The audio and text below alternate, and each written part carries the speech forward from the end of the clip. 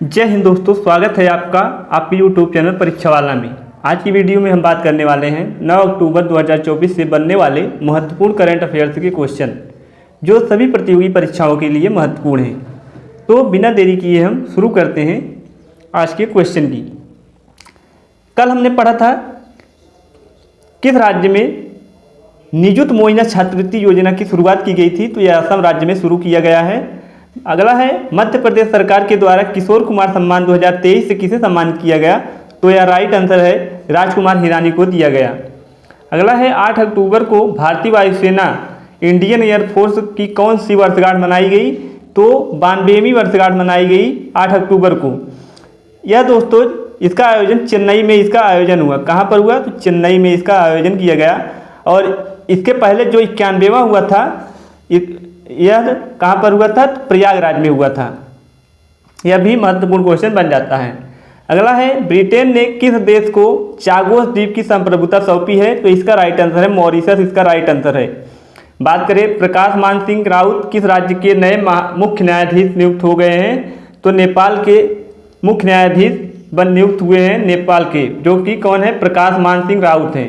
अगला है दुनिया की पहली बायोनिक ऑक्सीजनरी बायोनिक विजन सिस्टम जिसे कहते हैं, इसको कहाँ विकसित किया गया, तो ऑस्ट्रेलिया के वैज्ञानिकों ने इसे विकसित किया। अगला है चाइना ओपन टेनिस टूर्नामेंट का खिताब किसने जीता, तो कोको गॉफ ने जीता है चाइना ओपन टेनिस टूर्नामेंट का। अगला है 15-16 अक्टूबर को पाकिस्तान में हो रहे एससीओ शिखर सम्मेलन में भारत की तरफ से कौन शामिल होने वाले हैं, तो विदेश मंत्री एस जयशंकर यहाँ पर शामिल होने वाले हैं। अगला है जैव विविधता के लिए 2024 में जो है मिडोरी पुरस्कार से किसे सम्मानित किया गया, तो वो है वेरा ओरोनोवा और यसाबेल अगास्टीना को दिया गया है। अगला है इंग्लिश क्रिकेट क्लब खरीदने वाली पहली भारतीय कंपनी कौन बनी, तो जीएमआर ग्रुप, इसका राइट आंसर है।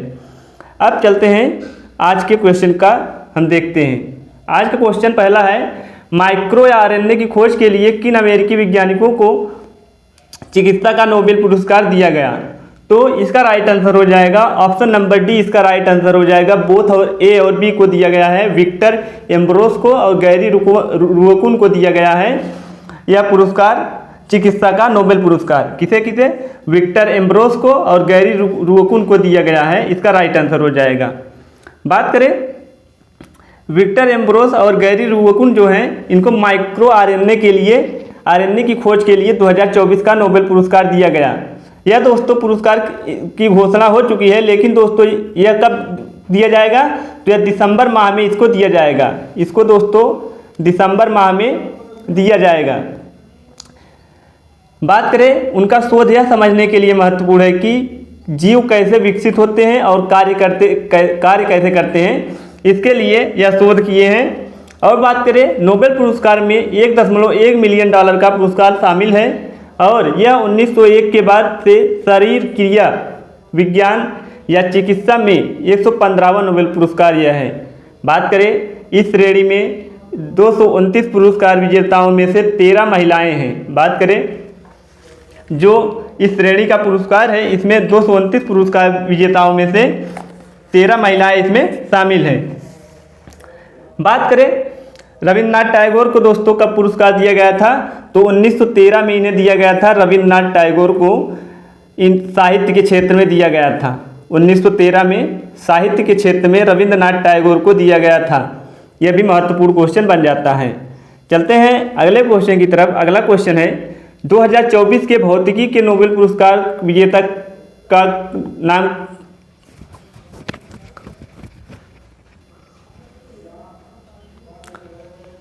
अगला है 2024 के भौतिकी का नोबेल पुरस्कार के लिए किसे चुना गया है, तो इसका राइट आंसर हो जाएगा option number D, both A और बी को दिया गया है।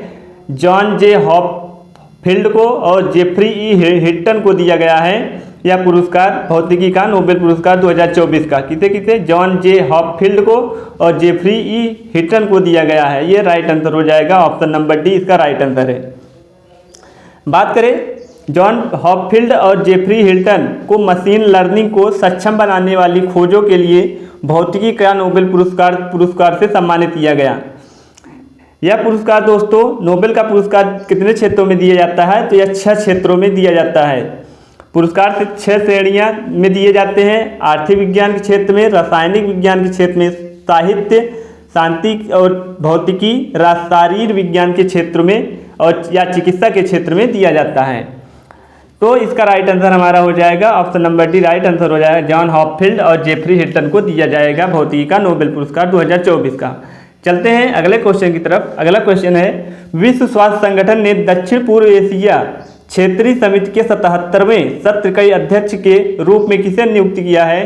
तो इसका राइट आंसर हो जाएगा ऑप्शन नंबर बी, इसका राइट आंसर हो जाएगा जेपी नड्डा को चुना गया है। 77वें सत्र के अध्यक्ष के रूप में चुना गया है। बात करें, श्री जेपी नड्डा जो हैं WHO के दक्षिण पूर्व एशिया क्षेत्रीय समिति के 77वें अध्यक्ष के रूप में चुने जा चुके हैं। जेपी नड्डा ने कहा कि सरकार की आयुष्मान भारत प्रधानमंत्री जन आरोग्य योजना से 12 करोड़ से अधिक परिवारों को लाभ प्राप्त हुआ है और प्रत्येक परिवार को अस्पतालों उपचार के लिए $6000 का वार्षिक लाभ भी प्रदान किया गया है। बात करें WHO की स्थापना, इसका full form world health organization, इसका फुल फॉर्म होता है विश्व स्वास्थ्य संगठन। बात करें इसकी स्थापना की, तो इसकी स्थापना 7 अप्रैल 1948 को इसकी स्थापना हुई थी। इसी दिन विश्व स्वास्थ्य दिवस मनाया जाता है। बात करें इसका मुख्यालय कहाँ पर है, तो इसका मुख्यालय जिनेवा में, जिनेवा स्विट्जरलैंड में WHO का मुख्यालय है। और हेड की बात करें तो डॉक्टर टेड्रोस यहाँ के हेड हैं WHO की। बात करें अगले क्वेश्चन की, तो अगला क्वेश्चन है, नई दिल्ली में 70वें राष्ट्रीय फिल्म पुरस्कार किसके द्वारा प्रदान किए गया? तो यह दोस्तों ऑप्शन नंबर डी इसका राइट आंसर हो जाएगा। जो भारत की राष्ट्रपति द्रौपदी मुर्मू जी हैं, इनके द्वारा 70वां राष्ट्रीय फिल्म पुरस्कार दिया गया नई दिल्ली में। इसका राइट आंसर द्रौपदी मुर्मू, इसका राइट आंसर हो जाएगा। बात करें, श्री द्रौपदी मुर्मू ने नई दिल्ली में 70वें राष्ट्रीय फिल्म पुरस्कार प्रदान किए। दादा साहब फाल्के पुरस्कार किसे दिया गया? तो मिथुन चक्रवर्ती को दादा साहब फाल्के पुरस्कार से सम्मानित किया गया। और सर्वश्रेष्ठ अभिनेता का पुरस्कार किसने जीता? तो ऋषभ शेट्टी, कांतारा फिल्म के लिए इन्हें दिया गया। बात करें सर्वश्रेष्ठ अभिनेत्री की, तो दो अभिनेत्रियों को दिया गया है। नित्या मेनन को चिदम्बरम के लिए और मानसी पारेख को कच्छ एक्सप्रेस के लिए दिया गया। बात करें सर्वश्रेष्ठ फीचर फिल्म की, तो अट्टम सर्वश्रेष्ठ फीचर फिल्म है, इसके लिए दिया गया। और पार्श्व गायन कौन है? अरिजीत सिंह और बॉम्बे जयश्री, ये पार्श्व गायन है।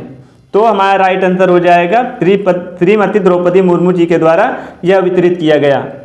चलते हैं अगले क्वेश्चन की तरफ। अगला क्वेश्चन है, आगामी महाकुंभ 2025 को जो होने वाला है, इसका लोगो वेबसाइट और ऐप लॉन्च किसने किया?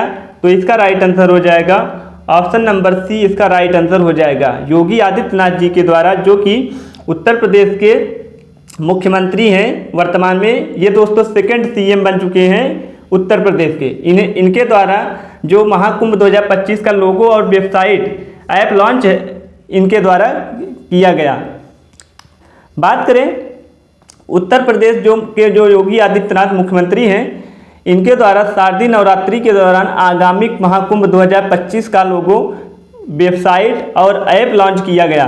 बात करें इस लोगो में धार्मिक और आर्थिक समृद्धि का प्रतीक अमृत कलश को दर्शाया गया है, जो दोस्तों समुद्र मंथन की पौराणिक कथा से जुड़ा हुआ है।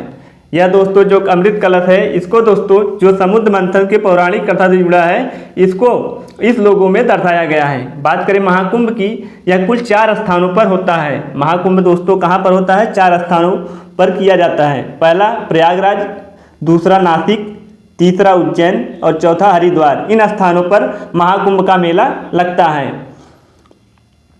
चलते हैं अगले क्वेश्चन की तरफ। अगला क्वेश्चन है, हाल ही में दीपा कर्माकर ने संन्यास की घोषणा की, यह किस खेल से संबंधित है? तो इसका राइट आंसर हो जाएगा ऑप्शन नंबर डी, इसका राइट आंसर हो जाएगा जिम्नास्ट से संबंधित है। ये दीपा कर्माकर जो हैं, इन्होंने संन्यास की घोषणा कर दी है। बात करें जिम्नास्ट दीपा कर्माकर, जो इस खेल की जानी मानी दिग्गज और खिलाड़ी हैं, ने आधिकारिक तौर पर प्रतिस्पर्धा जिम्नास्टिक से संन्यास लेने की घोषणा की है। ये दोस्तों अपने प्रतिस्पर्धा से संन्यास लेने की घोषणा कर दी है। कर्माकर 2014 के राष्ट्रमंडल खेलों में जिम्नास्टिक श्रेणी में जीतने वाली पहली भारतीय महिला बनी हैं। और बात करें अपने शानदार कैरियर के दौरान दीपक कर्माकर को खेलों में उनकी उत्कृष्ट उपलब्धियों के लिए पद्मश्री, अर्जुन पुरस्कार और मेजर ध्यानचंद खेल रत्न पुरस्कार सहित प्रतिष्ठित पुरस्कारों से सम्मानित किया गया है इन्हें, दीपक कर्माकर को। तो हमारा राइट आंसर हो जाएगा जिम्नास्टिक्स का राइट आंसर हो जाएगा। बात करें पहलवान की, तो पहलवान कौन है दोस्तों? बजरंग पुनिया। बजरंग पुनिया ये दोस्तों पहलवान है। चलते हैं अगले क्वेश्चन की तरफ। और दोस्तों यहीं पर बात करें हॉकी की, तो हॉकी के जो कप्तान है PR श्रीजेश, हॉकी के कप्तान है PR श्रीजेश, ये भारतीय कप्तान है हॉकी के। अब चलते हैं अगले क्वेश्चन की तरफ। अगला क्वेश्चन है भारत और किस देश के $400 मिलियन की मुद्रा विनिमय सौदे सहित कई समझौते पर हस्ताक्षर किए हैं? तो इसका राइट आंसर हो जाएगा ऑप्शन नंबर सी, इसका राइट आंसर हो जाएगा मालदीव, इसका राइट आंसर है। बात करें जो भारतीय और मालदीव की सरकारों ने रुपे सेवा के शुभारंभ सहित समझौतों पर हस्ताक्षरित किए। बात करें मालदीव के राष्ट्रपति जो हैं मोहम्मद मुइज़ू 4 दिवसीय भारत की यात्रा पर थे। इन्होंने भारत और मालदीव मुक्त व्यापार समझौते FTA पर बातचीत शुरू करने पर भी सहमत हुए हैं। बात करें भारत ने $400 मिलियन और 357.35 मिलियन की मुद्रा विनिमय समझौते को मंजूरी दी है। तो इसका राइट आंसर हमारा हो जाएगा मालदीव। बात करें मालदीव के राष्ट्रपति जो है मोहम्मद मुइज़ू, ये दोस्तों 6 से 10 अक्टूबर तक भारतीय राजकीय दौरे पर रहेंगे। ये राष्ट्रपति बनने के बाद उनका पहला राजधानी दौरा है दिल्ली का। जो दोस्तों राष्ट्रपति मोहम्मद मुइज़ू भारत की यात्रा कई मायनों में महत्वपूर्ण है इनके लिए, क्योंकि पिछले साल जो उनके मालदीव की सत्ता पर बैठने के बाद नई दिल्ली रिश्ते में तनावपूर्ण रहे थे। बात करें मालदीव की, तो मालदीव की राजधानी जो माले यहाँ की राजधानी हो जाती है। और मुद्रा की बात करें तो मालदीवियन रुपया यहाँ की मुद्रा है। और राष्ट्रपति कौन है? मोहम्मद मुइज़ू यहाँ के राष्ट्रपति हैं। और आधिकारिक भाषा यहाँ की क्या है? धिवेई यहाँ की आधिकारिक भाषा है।